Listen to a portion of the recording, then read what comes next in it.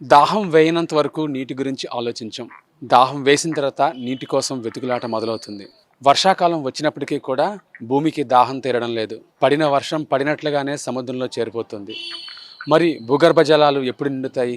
ఇదే అంశంపై గత 10 ఏళ్లుగా విశాఖలోని Andhra Pradesh federation of resident welfare association ఆలోచన మొదలుపెట్టింది. ఇప్పటివరకు విశాఖ నగరంలో 60 చోట్ల ఇంకుడు గుంతలను విజయవంతంగా పూర్తి చేసి భూగర్భ జలాలను నింపే పనిలో పడింది. ప్రస్తుతం మన ముందున్నారు ఆ సంస్థ తాలూకా ముఖ్య నాయకులు, అలాగే ఎన్ఐఓ రిటైర్డ్ డైరెక్టర్ కేఎస్ఆర్ మూర్తి గారు. వారిని అడిగి మనుషులు తెలుసుకుందాం. ఈ ఏడాది పరిస్థితులు ఎలా ఉన్నాయి, భూగర్భ జలాలు నిండకపోతే భవిష్యత్తులో ఏర్పడిపోయే పరిణామాలు ఏంటో ఆయన అడిగి తెలుసుకుందాం. సార్, మీరు చెప్పండి. ఈరోజు భూగర్భ జలాల గురించి ప్రతి ఒక్కరూ చర్చించుకుంటున్నారు. వర్షం పడినంతసేపు బాగానే ఉంటుంది, వర్షాభావ పరిస్థితులు ఏర్పడినప్పుడు మాత్రం నీటి కోసం వెతులాట మొదలవుతుంది. మీరు ఇచ్చే సూచన ఏంటి సార్ ప్రజలకి? ఇప్పుడు ముందుగా నేను మీకు కొన్ని విషయాలు చెప్తాను. ప్రపంచ పర్యావరణం ఈ మధ్యన గత 3-4 దశాబ్దాలుగా బాగా పాడైపోయింది. ఎందుకంటే గ్లోబల్ వార్మింగ్ అంటాం, గ్రీన్ హౌస్ ఎఫెక్ట్ అంటాం, పర్యావరణ కాలుష్యం అవ్వచ్చు, భూమి వేడెక్కిపోతుంది. ఆ వేడెక్కిపోయిన పరిణామంలో ఏమిటవుతుందంటే మనకి ఒక 50-60 సంవత్సరాల క్రితంలో లాగా వేళకు శ్రావణ భాద్రపదాలంటే వర్షాకాలాలు అనుకునేవాళ్ళం. ఇప్పుడు శ్రావణ భాద్రపదాలంటే విశాఖపట్నంలో ఒక ఎండాకాలంలో కన్నా దారుణంగా ఎండలు ఉంటాయి. అంచేత ఏమిటవుతుంది, ఈ ఋతుపవనాలు అవ్వచ్చు, వర్షాలు అవ్వచ్చు, ఇవన్నీ ఇక్కడ పరిస్థితులు మారిపోయి పడితే ఒక చోట విపరీతంగా ఒకే చోట ఒక 20 సెంటీమీటర్లు తక్కువ టైంలో పడిపోయి మనకి హిమాచల్ ప్రదేశ్లో చూసాం. తర్వాత ఏంటంటే అక్కడ నార్త్లో ఉత్తరాఖండ్లో చూసాం. అటువంటి వాటి మూలాన ఏంటంటే పర్వతాల దగ్గర వస్తాయి అవి.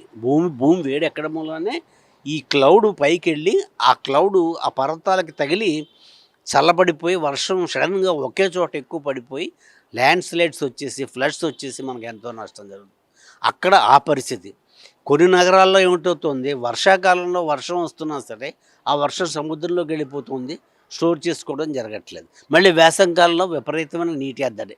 అది బెంగళూరు అవ్వచ్చు, చెన్నై అవ్వచ్చు, హైదరాబాద్ అవ్వచ్చు. విశాఖపట్నానికి వస్తే మనం గత 2 నెలలుగా మీరు అబ్జర్వ్ చేస్తున్నారు, ఎండాకాలంలో కన్నా ఎక్కువ టెంపరేచర్లు వస్తున్నాయి, ఒక్కపోతే ఎక్కువైపోయింది. శ్రావణ భాద్రపదాల్లో ఈ ఏడాది మనకు ఆంధ్రప్రదేశ్కి 23% డెఫిషియెంట్ రెయిన్ఫాల్ ఉంటే మన ఒక్క విశాఖపట్నానికి 37% దాకా రెయిన్ఫాల్ డెఫిషియన్సీ ఉంది. అంచేత మనం ఏంటి, పర్యావరణం పాడవడం మూలాన, వర్షాలు సరిగ్గా రాకపోవడం మూలాన, లేకపోతే ఒక్కో చోట ఎక్కువ పడడం మూలాన, ఇవన్నీ ఒక కారణం అయితే మనం జల సంరక్షణ విధానంలో మనం చాలా మార్పులు చేసుకోవాలి. ఈ పర్యావరణ పరిస్థితులకు అనుగుణంగా మార్చుకోవాలి.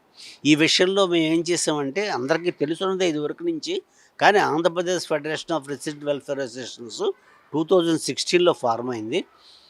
చాలా ఆర్డబ్ల్యూ అంటే కాలనీ సంక్షేమ సంఘాలు విశాఖపట్నంలో దగ్గర 166 దాకా ఉన్నాయి. జేఆర్ నగర్ అవ్వచ్చు, తిరుమల నగర్ అవ్వచ్చు, కెర్లంపూడి అవ్వచ్చు, ఎంఎంటీసీ కాలనీ అవ్వచ్చు, తర్వాత మధురవాడలో కరివెల అవ్వచ్చు, తర్వాత ఇంకా మురళీనగర్లో ఒక కాలనీలు అవ్వచ్చు. ఇవన్నీ ఇక్కడ జల సంరక్షణకి ఇంకుడు గుంతల్లో కొంత వర్క్ చేస్తున్నాయి. కానీ కిందటి ఏడాది మేము ఏం చేసామంటే మే జూన్లో ఇలా కాదు, మనం విశాఖపట్నంలో అటు కోరమన్నపాలెం దగ్గర నుంచి ఇటు మధురవాడ వరకు కూడా కొన్ని లొకేషన్స్లో మాకేమో ఒక 3 కోర్ టీం ఉంది. ఒక 11 మంది దాకా మనకేమో జోనల్ కోఆర్డినేటర్స్, ఈ కోర్ టీము జోనల్ కోఆర్డినేటర్స్, వీళ్ళంతా కలిసి మీట్ అయ్యి మన ఆర్డబ్ల్యూఎస్కి మనం ఎలాగో డబ్బు సంపాదించి పెట్టి వాళ్ళందరి చేత కదా ఇంకుడు గుంతలు తవ్విద్దామని ఒక ప్రాజెక్టు టేకప్ చేసాం. ఇది 2 నెలల్లో సైమిల్టేనియస్గా అన్ని జోన్లోనూ, విశాఖపట్నంలో 6 జోన్లు ఉన్నాయి, అనకాపల్లి, భీమిలిది. ఈ 6 జోన్లో ఉన్న ఆర్డబ్ల్యూలో కొంతమంది ముందుకు వచ్చి మేము చేస్తామని తలపడితే ఆ జోనల్ కోఆర్డినేటర్స్ మేమంతా కలిసి 60 ఏమో మేము తవ్వాము, ఇంకో 30 దాకా కొంతమంది మా డబ్బులతో మేము తవ్వుకుంటాం అని చెప్పి వాళ్ళు వచ్చారు. అంతకుముందే కొన్ని ఏమో తిరుమల నగర్ అవ్వచ్చు, జేఆర్ నగర్ అవ్వచ్చు, ఇటువంటి కొన్ని కాలనీ కెర్లంపూడి అవ్వచ్చు, అటు కొన్ని కాలనీ ఆల్రెడీగా ఇంకుడు గుంతలు ఉన్నాయి. సో దగ్గర విశాఖపట్నంలో ఇప్పుడు కొన్ని వందల ఇంకుడు గుంతలు తవ్వడానికి జరిగిందనమాట. ఇప్పుడు ఇది అయిన తర్వాత మేము ఏం చేసామంటే, ఇండియాలో, ఆంధ్రప్రదేశ్లోనే కాదు, ఇండియాలో ఎక్కడైనా సరే ఎవరైనా సరే ఇంకుడు గుంతలు తవ్వుకోవాలంటే ఎలా తవ్వుకోవాలి, ఆ స్థలాన్ని ఎలా సెలెక్ట్ చేసుకోవాలి, ఎంత లోతు తవ్వాలి, ఏ మెటీరియల్ వాడాలి, దానిపైనేమో దానికి పైన వర ఎలా వేయాలి, సీలింగ్ ఎలా పెట్టాలి, ఇవన్నీ ఇక్కడ చెప్తూ ఒక ఒక బ్రోషర్ తయారు చేశాం. ఫర్ ఎగ్జాంపుల్ మీరు ఇక్కడ చూడండి, ఇంకుడు కొంత క్రాస్ సెక్షన్ ఎలా ఉంటుంది, ఇక్కడ ఇక్కడ చూపించావు ఇంకుడు కొంత క్రాస్ సెక్షన్ ఎలా ఉంటుంది అన్నది. కంకర వేసి తర్వాత ఏంటంటే ఇంకుడు గుంతలు కట్టే దాంట్లో డిఫరెంట్ స్టేజెస్. మొట్టమొదటేమో గొయ్యి తవ్వాలి, తర్వాత దాంట్లో డిఫరెంట్ మెటీరియల్ వేయాలి, దాంట్లోనేమో వరలు వేయాలి, పైనేమో ఇవన్నీ ఇక్కడ డిఫరెంట్ స్టేజెస్లో ఇంతలా చేసుకుంటూ వెళ్తే చివరికి ఇలా ఇంకుడు గుంత తయారవుతుంది. దీనికి ఒక్కొక్క ఇంకుడు గుంతకి దగ్గర దగ్గర 12,500 అవుతుంది. ఈ అమౌంట్ని మేము ఏం చేసాం, కొంతమంది దాతలను అప్రోచ్ అయ్యాం. వాళ్ళందరూ మాకు సహాయం చేయడం వలన దగ్గర దగ్గర ఒక 6-7 లక్షల దాకా వచ్చింది. ఆ 6-7 లక్షలు కూడా మేము 6 జోన్లోనూ ఉన్న ముందుకొచ్చిన ఆర్డబ్ల్యూ, ఇందాక చెప్పాను, ఆర్డబ్ల్యూ అంటే రెసిడెంట్ వెల్ఫేర్ అసోసియేషన్, కాలనీ సంక్షేమ సంఘం, వాళ్ళకి ఆ డబ్బు ఇచ్చి వాళ్ళేమో కాంట్రాక్టర్ని పెట్టుకుని ఈ రకంగా ఫైనల్గా మీరు ప్రతి దానికి ప్రతి ఇంకుడు గొంతుకి ఒక లేబుల్ కూడా ఇస్తాం అనమాట. ఒక లేబుల్ కూడా ఉంటుంది. ఈ రకంగా మీకు ఎగ్జాంపుల్ 6 చూపిస్తున్నాను, 6 జోన్లకేను. కానీ దగ్గర దగ్గర 60 ఇంకుడు గుంతలు, ఇదివరకు కొన్ని 150, 200 లాగా. ఇప్పుడు విశాఖపట్నంలో ఏంటంటే ఒక 200, 300 దాకా మా ఏపీ ఫెర్వాస్ తరపున నిర్మించిన ఇంకుడు గుంతలే ఉన్నాయి. అది కాకుండా వీటి మూలాన ఇక్కడ మీరు పేపర్లో చూసుంటారు, ఈ ఐడియా నేను ఇచ్చాను. ఇంకుడు గుంతలే కనుక మనం విశాఖపట్నంలో కనుక నిర్మిస్తే కనుక వాటర్ స్కేర్సిటీ తగ్గుతుంది. అలా అని ఈ చెప్పండి. మనం చూసినట్లయితే బిల్డింగ్ నిర్మాణం కాకముందే దీనికి ఒక ప్రావిజన్ అనేది కొంత ఏరియా కేటాయిస్తే, ఇప్పుడు పార్క్ ఏరియా కొంత ఏదో కేటాయిస్తాం కదా, అలా దీనికి కూడా ఒక ప్రావిజన్ ఉంటే బెటర్. ఉందండి. ఇప్పుడు మేము ఇంకుడు గుంతలు తవ్వడం, ఇంకుడు గుంతలు నిర్మించడం ఇదేం పెద్ద కొత్త విశేషం ఏం కాదు.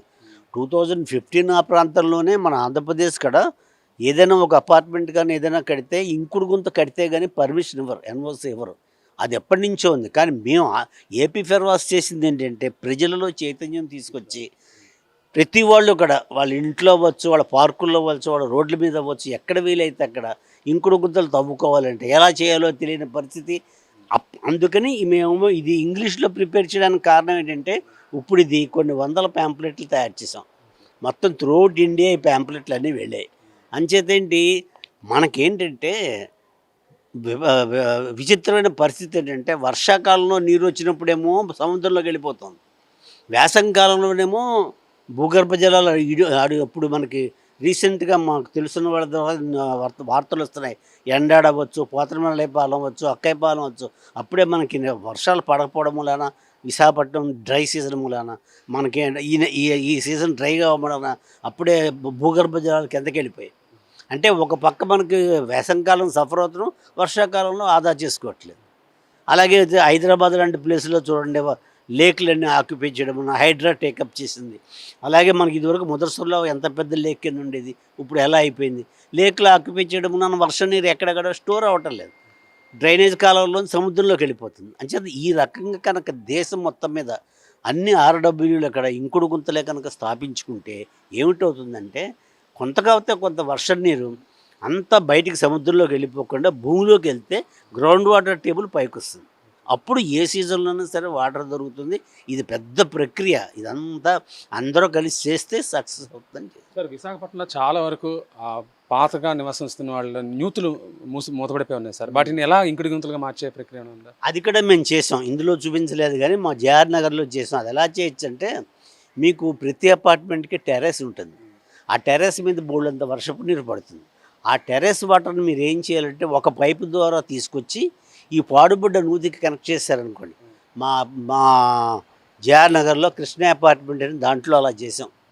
అప్పుడు ఏమిటవుతుంది, వర్షపు నీరు డైరెక్ట్గా ఆ ఇంకుడు ఆ పాత బావిలోకి వెళ్ళిపోయి ఇప్పుడు మన అపార్ట్మెంట్ కట్టిన తర్వాత బావులను వదిలేస్తున్నారు.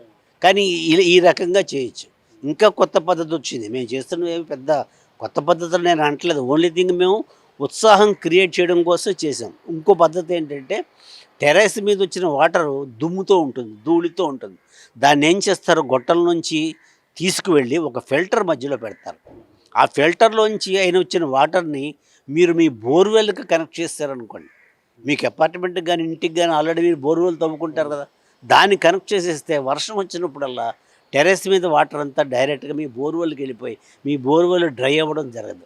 ఇలా కొన్ని చాలా రకాల పద్ధతులు ఉన్నాయి. మనకు అల్టిమేట్గా మనకు కావాల్సింది ఏంటంటే ఇవన్నీ ఉన్నాయి, మేము కొత్తగా చేసిన కాదు. కానీ ప్రజలలో మాత్రం ఈ రకమైన ఇప్పుడు మనకేంటంటే మారుతున్న పర్యావరణ, నా మెయిన్ ఉద్దేశం ఈరోజు చెప్పదలుచుకుంది అంటే మారుతున్న పర్యావరణ పరిస్థితుల్లో మనం ఏం చేయాలంటే వర్షపు నీటిని సద్వినియోగం చేసుకోవాలి. వృధాగా పానివ్వకుండా సాధ్యమైనంత వరకు స్టోర్ చేసుకుని త్రూఅవుట్ ఇండియా చేస్తే అది మనకి లాంగ్ టర్మ్లో సొల్యూషన్ వస్తుంది. ఇది ముఖ్యంగా ఇదివరకు ఎండాకాలం అంటే భయపడేవారం, కానీ ఎండాకాలం తర్వాత వచ్చే వర్షాకాలంలో ఇంకా భయం పుట్టుకుంది. వర్షాలు కురుస్తాయని కాదు, ఎండలు మరింత విపరీతంగా ఆ, ఉంటాయనేది ఇప్పుడు అనుభవిస్తుంది కూడా అదే. ఆ వర్షాలు ఒక చోట ఎక్కువ పడి ఒక చోట పూర్తిగా లేకుండా ఉన్న పరిస్థితుల్లో ఇంకుడు గుంతల అవసరం ఎంతైనా ఉంది. గ్రౌండ్ వాటర్ డిపాజిట్స్ మనం పెంచుకోవాలంటే ఇంకుడు గుంతల మార్గం అనేది చాలా చక్కటి మార్గం అని చెప్పి సైంటిస్ట్ గారు చెబుతున్న పరిస్థితి ఉంది. రాష్ట్రంలో ప్రజలందరూ కూడా దీని మీద చైతన్యవంతులు కావాలి. ఇంకుడు గుంతలపై ప్రత్యేకమైన అవగాహన వాళ్ళందరూ పొందాలని చెప్పి వారి మాటల ద్వారా తెలుస్తుంది. వీడియో జర్నలిస్ట్ సత్యత మూర్తి, VBC అంటే విశాఖపట్నం.